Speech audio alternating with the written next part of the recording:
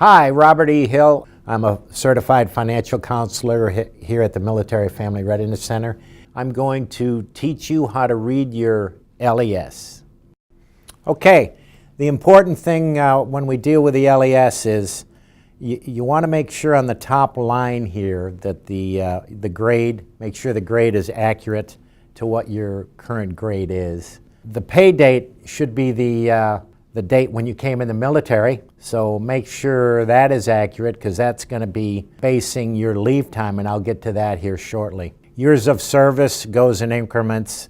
ETS is estimated time you're going to separate from the military, and then the others are just self-explanatory: branch, Social Security number, and time frame covered. This one for February is 1 through 28. Now we come down to the entitlements.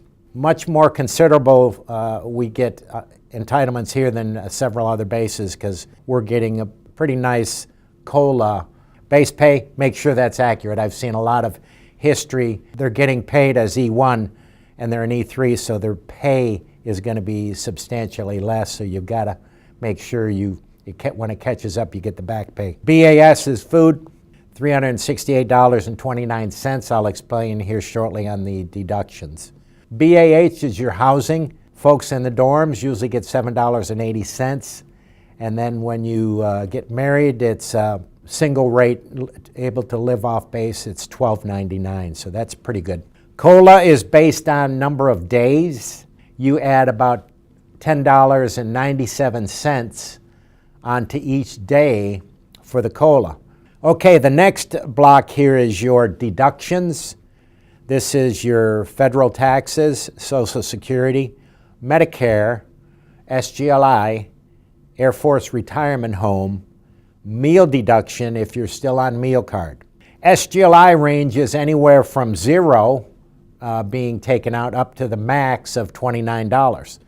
Very important that the member keeps that beneficiary information updated and current. AFRH is Air Force Retired Home in San Antonio, Texas. So everybody in the military pays 50 cents towards that. Meal deduction, whether you use the dining facility or not, this person is on meal card, they're taking out, whether you go to the dining facility or not, $292 on this particular person, and they're giving them $368. So if you're on meal card, it's very important that most of your meals be eaten at the dining facility because they're taking that money out whether you go there or not. So, okay, moving along on the bottom here of the form where it says leave, it has your ETS balance here. That's why it's important that your estimated time and service date is accurate because this shows how much leave time you have until you get out of the military.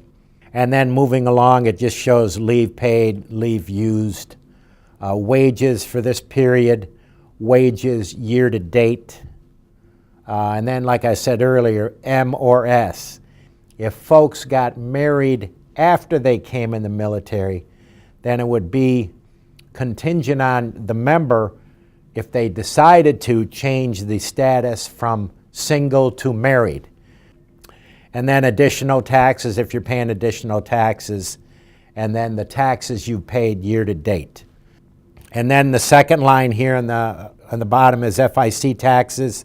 This shows you your wages, how much tax, federal taxes you've paid year to date, your Medicare wages year to date, and your Medicaid tax year to date. State tax here. This indicates what state you're using for your legal residence. Moving along here, wages period, wages year to date. Then here again, they're showing the status and exemptions. Then it shows the taxes paid year to date. Next line is pay data. It shows your BAQ if you're on, if you're living off base with dependents and partial, and your VAH zip. Then it shows rent amount here. And very important where it says DEP NS, this is the number of dependents you show. And for folks single in the dorms, it always shows 9. That doesn't mean you've got 9 dependents, it just defaults to 9. The next line here is your TSP, where it shows if you're doing traditional TSP and the Roth TSP, how it's laid out and the amount of money you're paying.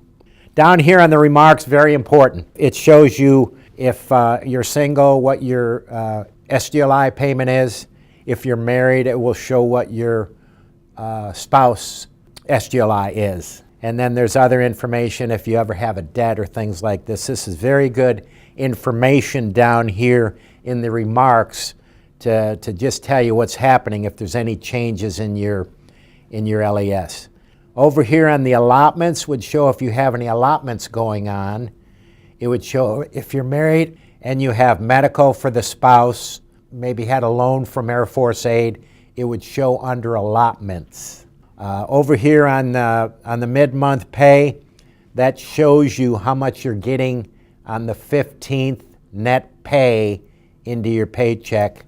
And then over here on the summary where it says EOM, end of month pay, it shows you what your end of month pay is. And then it just shows you if you have any money forwarded and the total allotments and stuff like that. That just subtracts, and your net pay is what goes into your bank account. That is after deductions. My name is Robert E. Hill, and I just gave you a rundown of how to read your LES.